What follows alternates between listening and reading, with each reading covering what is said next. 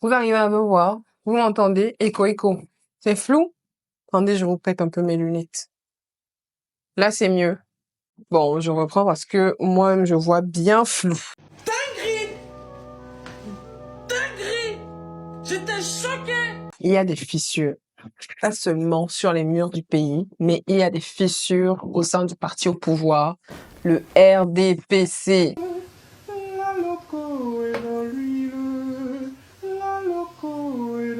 Est-ce qu'on assiste à la fin d'un règne ou alors à une mutation stratégique? Si le sujet vous intéresse, n'hésitez pas à vous abonner, à liker et à partager la vidéo. Chapitre 1. Un règne de 42 ans. D'où vient ce pouvoir qui semble éternel? 6 novembre 1982. Paul Biya prête serment comme président de la République du Cameroun. La grande et longue œuvre de construction nationale, si bien conçue et si bien menée par son Excellence Amadou Ahidjo, est une œuvre de tous et pour tous. Elle doit demeurer telle. Elle implique, dans les temps durs que nous vivons, à la fois la rigueur dans la gestion, la persévérance dans l'effort. Il succède alors à Amadou Ahidjo, qui est le premier chef d'État du pays Cameroun indépendant. L'homme se présente alors comme un président de rigueur, de moralisation, le discours toujours calibré. Mais ce que personne ne pouvait prévoir, c'est que 42 ans plus tard, eh bien, le même homme serait toujours au pouvoir. God have mercy upon us.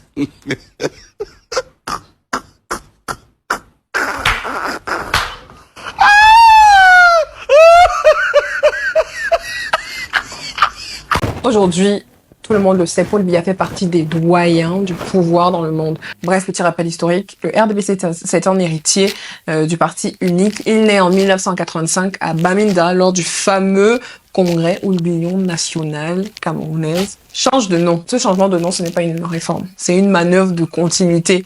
Le pouvoir va rester le même, les hommes vont rester les mêmes, seul le logo change. Et à partir de là, le RDPC s'installe et il devient la colonne vertébrale du pouvoir. L'administration, la territoriale, l'école, les médias publics, les réseaux économiques, tout passe directement ou alors indirectement par ce parti. Au fil des années, ce pouvoir va traverser beaucoup de secousses, notamment en 1984 avec une tentative de coup d'État qui échoue à Yaoundé. Camerounaises, Camerounais, le Cameroun vient une fois de plus de traverser une période délicate de son histoire. Hier, en effet, le 6 avril, vers 3 heures du matin, des éléments de la garde républicaine ont entrepris la réalisation d'un coup d'État. En 90, la pression du multipartisme qui oblige le régime donc à s'ouvrir à d'autres partis politiques, et très vite, le jeu électoral se verrouille. Oh, si t'es fâché, il faut boire de l'eau, tu te couches. Dès la présidentielle de 1992, face à John Fundi, des observateurs comme Freedom House dénoncent des irrégularités majeures. Les scrutins suivants jusqu'à celui de 2018 sont régulièrement critiqués par des ONG comme Human Rights qui pointent du doigt des fraudes massives, un contrôle partisan des LECAM et une absence de transparence généralisée. Bon, on retourne en 2008. La Constitution, rappelez-vous, elle a été modifiée pour supprimer la limitation des mandats présidentiels. Une réforme qui a donc été contestée et provoqué des émeutes dans plusieurs villes du Cameroun et il y a différents bilans de morts. Et puis, il y a ce qui s'est passé plus récemment, la crise anglophone qui a démarré en 2016, quand les avocats et les enseignants dans le nord-ouest et le sud-ouest vont dénoncer une marginalisation du système anglophone. Au départ, ce sont des revendications syndicales, mais très vite, ça dégénère. Armed separatist groups are fighting the government in the English-speaking regions. The majority of Cameroon is French-speaking. The fighting began when security forces violently suppressed protests in 2016 and 17. Some protesters were demanding more autonomy and others outright independence from the French-speaking majority. Over 20 protesters were killed by security forces in the fall of 2017. Armed separatists have threatened people with violence, kidnapped school children, and held them for ransom. I was taken because I was going to school. Armed separatists have killed at least 31 security forces since October 2018. Les manifestations sont réprimées, les leaders sont arrêtés, Internet est coupé dans les régions et en face, certains groupes prennent les armes. Ce qui était donc une contestation évolue rapidement vers un conflit armé. Et après, on a l'apparition des séparatistes qui vont donc créer une certaine terreur dans les régions. Et selon International Crisis Group, le bilan humain dépasse les 6000 morts et plus d'une centaine de milliers de personnes ont fui leur domicile. À côté de ça, l'économie souffre aussi puisqu'il y a la chute des prix du pétrole sur le marché international. Or, on sait très bien que le Cameroun en dépend. Et il y a également l'inflation qui a augmenté, les produits de base qui ont coûté plus cher et beaucoup de jeunes cherchent à partir et certains vers l'Europe, d'autres vers les pays voisins du Cameroun, Sénégal, Gabon, Congo. Et malgré ces tensions, le système institutionnel, lui, il reste en place. Il va absorber les chocs parfois en se durcissant sur le plan sécuritaire dans le Nord, on l'a vu, ou alors sur le plan administratif. Human Rights Watch, que j'ai cité, et Amnesty International, dans leur dernier rapport, parlent d'un environnement politique où les libertés sont limitées, où les arrestations sont arbitraires, les arrestations arbitraires existent et où l'opposition politique est souvent surveillée de près. On le voit, on le constate. Dans le même temps, ce régime, le RDPC, ce n'est pas que de la répression. Et il y a une vitrine, et il y a des autoroutes qui sont en construction, des barrages, des infrastructures qui sont mises en avant comme des signes de modernité. Et sur le plan sécuritaire, le pays reste globalement stable comparé à d'autres États de la sous-région. Mais à quel prix ? Cette stabilité a un revers. Plusieurs analystes, dont ceux que j'ai cités précédemment, ou encore ceux de Jeune Afrique ou Africa Confidential, parlent d'un climat politique verrouillé. Dans ce contexte dont l'alternance politique paraît beaucoup difficile à envisager. Oh Seigneur, quelle humiliation, quelle humiliation, quelle humiliation, quelle humiliation. Nous sommes humiliés. Et je ne parle même pas de l'un des problèmes principaux que le pays rencontre, dont j'ai parlé dans ma précédente vidéo. Alors, la question se pose, comment ce pouvoir a-t-il fait pour durer aussi longtemps, malgré les critiques, malgré les fractures? Je n'ai pas vraiment de réponse à cette question, mais plusieurs théories peuvent s'établir, notamment la peur du vide, ou alors le manque d'opposition crédible, ou alors est-ce que tout est contrôlé par l'État, ou alors est-ce que la société s'est habituée à ne plus espérer quelque chose de différent. Et c'est là qu'on commence à comprendre que ce régime, ce n'est pas seulement un président, c'est un système profondément enraciné, mais peut-être aussi fragilisé de l'intérieur. Chapitre 2. Un pouvoir de plus en plus silencieux.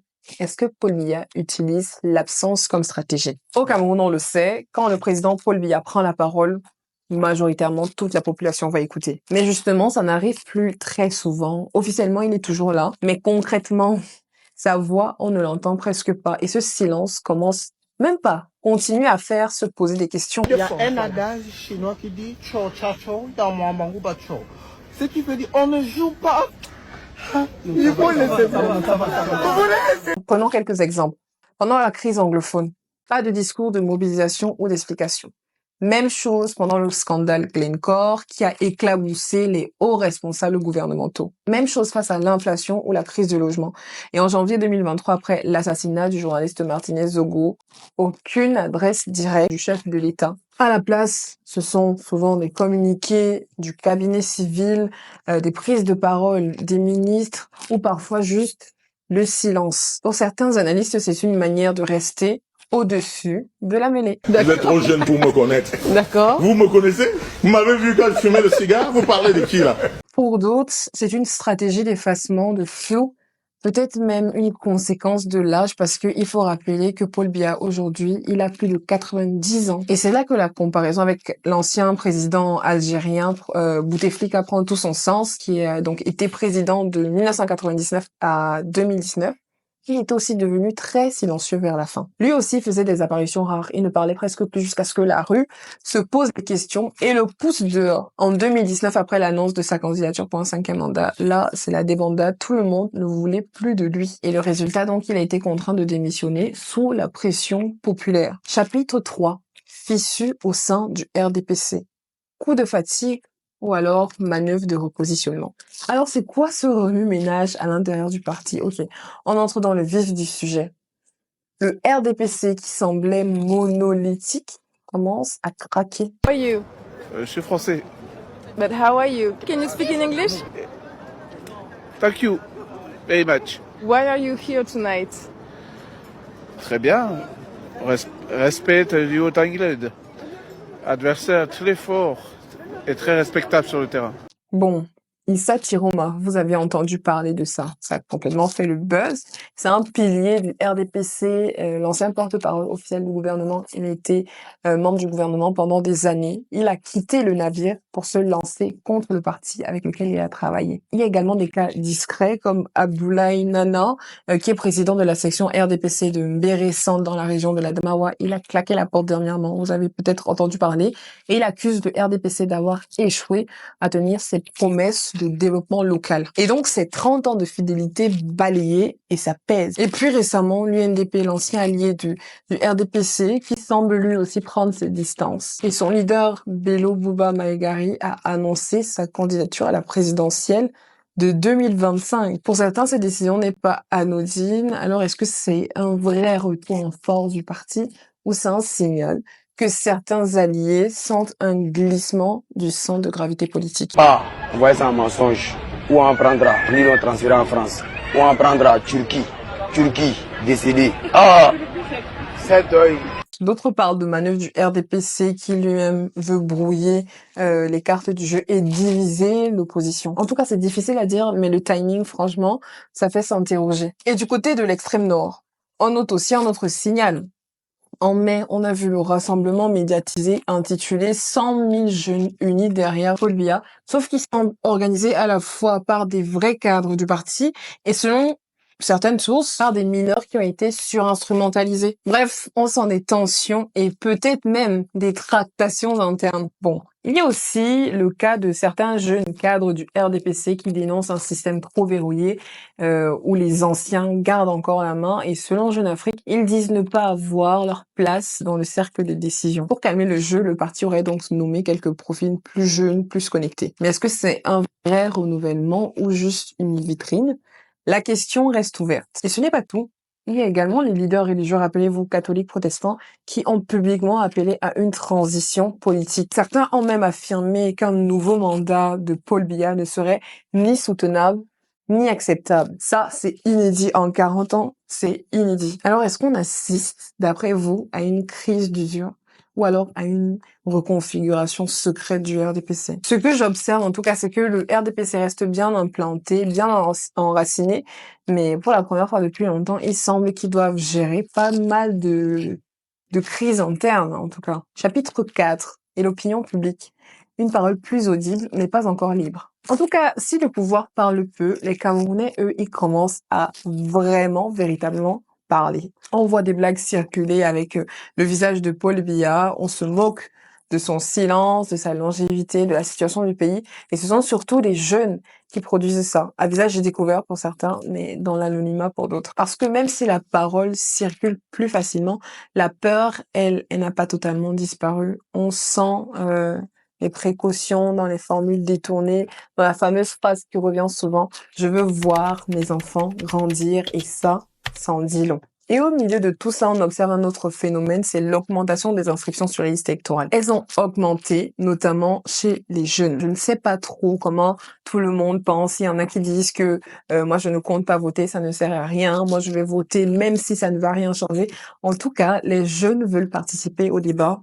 Ils veulent se faire entendre. Ils veulent se faire comprendre. Et vous avez aussi constaté qu'il y a des artistes qui glissent des messages dans leurs chansons, les débats s'invitent au milieu des réunions familiales.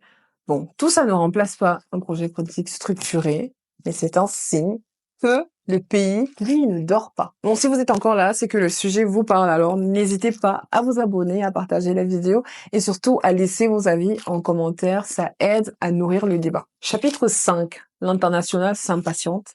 Le Cameroun, encore partenaire, mais sous surveillance. Alors à l'extérieur, pendant longtemps, on a vu le Cameroun sur tous ces angles, stabilité. Et sur certains points, il est resté cohésion, institutionnalité, continuité diplomatique, coopération économique. Les partenaires avec la Chine, la France, la Banque mondiale ou encore la BIAC sont toujours en cours. Des investissements étrangers continuent dans les routes, les barrages, le numérique et l'agriculture. Mais derrière cette façade, il y a des signaux d'alerte qui s'accumulent. Je vous ai déjà parlé des ONG Human Rights Watch qui dénoncent régulièrement des abus, la répression dans les zones anglophones, arrestations arbitraires, atteinte à la liberté de la presse. Côté américain, la coopération militaire a été réduite, en particulier dans certaines unités comme le bataillon d'intervention rapide. Même l'ONU, dans ses rapports du droit de l'homme de l'année dernière, parle d'une situation préoccupante. Entre vous et moi, l'histoire montre que ce genre d'immobilisme peut entraîner Blaise Compaoré au Burkina Faso, soutenu pendant des années et qui a été finalement lâché dès que les tensions sont montées. Alpha Condé en Guinée, malgré ses relations, a été renversé sans réaction internationale majeure. Autrement dit, le Cameroun n'a pas été mis à l'écart, mais en tout cas, le crédit de stabilité n'est plus illimité. Chapitre 6 est maintenant vers une mue ou l'effondrement. Bon, maintenant qu'on a posé les bases, la vraie question c'est qu'est-ce qui nous attend dans 4 mois? Parce que ce n'est plus très loin. En tout cas, voici les grands scénarios qui se dessinent. Selon moi, le premier scénario, Paul Biya se représente et ce serait la continuité, mais pas forcément stabilité. Parce que même dans son propre camp, certains hauts cadres murmure que l'heure du passage de relais a sonné. Mais attention, tout le monde n'a pas le courage de le dire haut et fort, et si sa candidature est annoncée tardivement, comme en 2018, on risque de revivre la même incertitude. Deuxième scénario, le RDPC présente un autre candidat.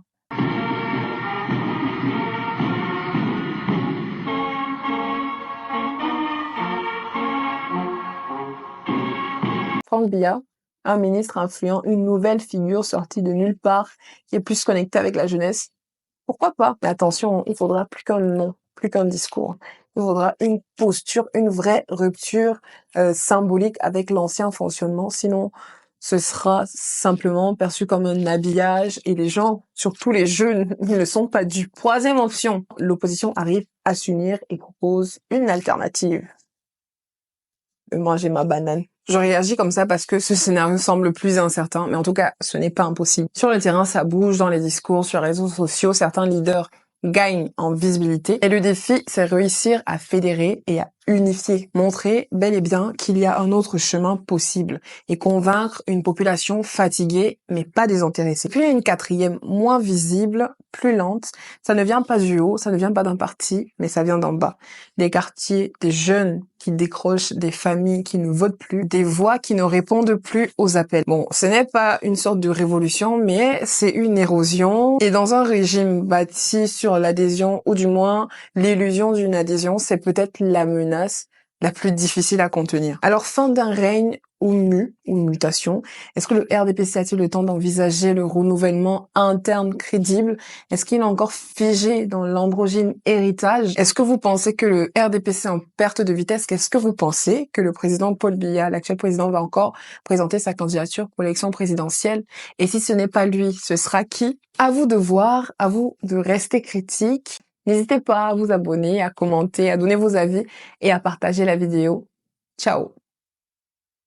Ibrahima ana looy taxawaay ay ca ngay ngawi sa bëñu buur yi ay ca waay ubal ferme-moi